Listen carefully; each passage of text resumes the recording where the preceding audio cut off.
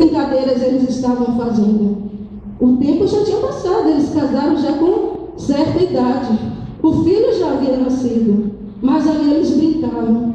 Como é que você percebe que alguém é marido e mulher? Que tipo de brincadeira é essa?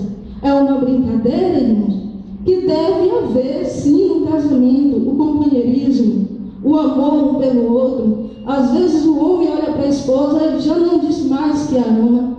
Assim também é a mulher. Não diz mais para o esposo que ama, o quanto ele é valioso, ela é valiosa para ele. E isso é importante. Tudo isso aí é investir no seu casamento. Hoje eu falei 2 vezes aqui, pela manhã e pela tarde, que quando o pastor ele faz reunião de casal, ele diz assim: olha, vira para sua esposa que está aí do lado e diga para ela o quanto você o ama, ou vice-versa.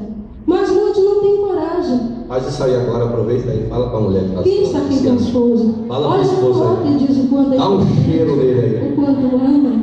Quem está sozinho dá um cheiro na mão. Isso, mas isso é algo sério. E muitos não conseguem fazer, sabe por quê? Porque não tem investido, não tem praticado.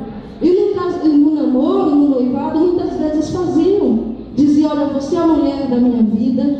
Olha, longe de você, até a fome passa. Eu nem sinto fome quando eu estou longe de você. E aí chegou o casamento, o tempo foi passando, e cadê o amor? Se esfriou? Você não tem investido?